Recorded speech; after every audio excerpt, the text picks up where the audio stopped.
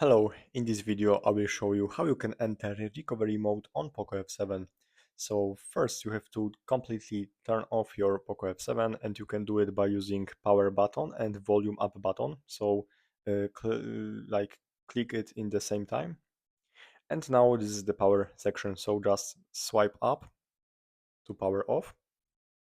And now when it's completely turned off, you have to hold two buttons. It's again power button and volume up button, and do it like that in the same time. And now when its POCO logo shows, release finger from the power button. And now, as you can see, I am in the recovery mode. So if you want to navigate up and down, you can use volume up and down button, just like that. And if you want to select some options, use the power button over here. So yeah, basically that's all. Thanks for watching and subscribe this channel.